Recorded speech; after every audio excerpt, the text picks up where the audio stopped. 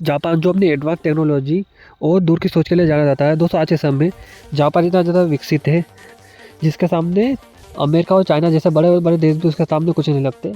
Japan की technology इतना आगे बढ़ चुका है कि उसके बराबर दूर तो कोई नहीं दिखता। और दोस्तों जापान की सोच ही दूर दूर की रहती है, वहाँ से 100 साल आगे की सोचता है।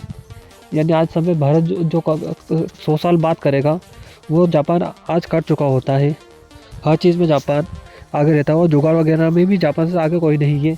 वो हर चीज़ का जुगाड़ वगैरह कर ही लेता है।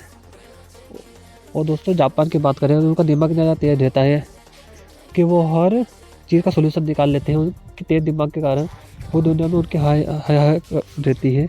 लेकिन मैं आपको बोलूँ, जापान ने एक ऐसी बेवकूफ़ी करी जिस कारण वो दुनिया उस पर हंस रही है, तो आप हैरान हो जाओगे। हाँ दोस्तों, पूरी दुनिया उसके पे हंस रही है और वो बेवकूफ़ी इतनी बड़ी है क्योंकि दोस्तों जापान ने एक छोटा पत्थर है जिसका एरिया मात्र 10 स्क्वायर किलोमीटर है, जिसे बचाने के लिए, उस पत्थर को बचाने के लिए जापान ने 40,000 करोड़ रुपये खर्च कर दिए और अभी भी वो करते ही जा रहा है। हाँ दोस्तों, 10 स्क्वायर किलोमीटर यदि आसान शब्दों में कहे तो ये आपके एक छोटे घर के बराबर ही होगा। इसके बावजूद जापान इसमें पैसा खर्च करना बंद नहीं हो रहा है। तो आखिर इसकी वजह क्या है? तो आपको ज़्यादा हंसी है क्योंकि पत्थर को बचाने के लिए आखिर इतना पैसा कौन खर्च करता है। लेकिन दोस्तों जापान की सोच के आगे बड़े बड़े देश फेल हो जाते हैं क्योंकि दोस्तों जापान का छुपा इसमें बैठा है एम्पायर। हाँ दोस्तों, जापान जिसका एरिया लगभग 2 लाख स्क्वायर किलोमीटर है, वही दोस्तों इसके पत्थर की बात करें, पत्थर का नाम है तो नुमाया। ये जापान से बहुत ज़्यादा दूर है और इसके आसपास इस पत्थर के आसपास कोई देश नहीं है।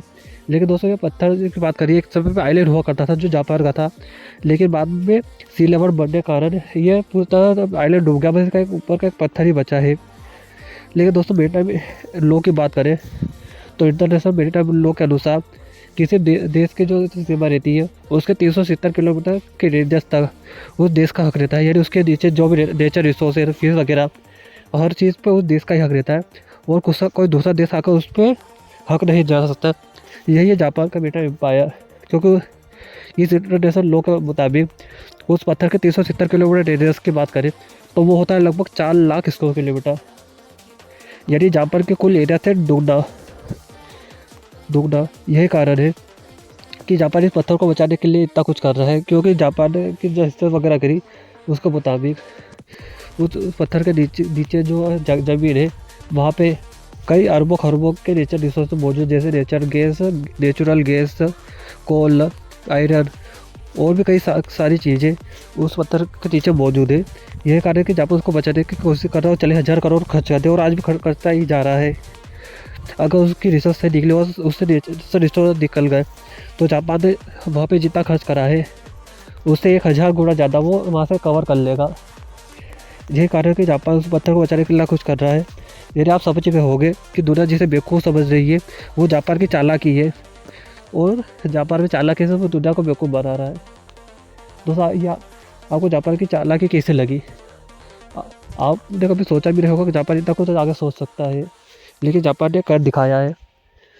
यही कारण है कि जापान पूरी दुनिया से आगे चल रहा है क्योंकि लोग जिसे बेवकूफ़ समझते हैं वो उसकी बेवकूफ़ी नहीं बल्कि उसकी चालाकी होती है और ये जापान ने साबित कर दिया।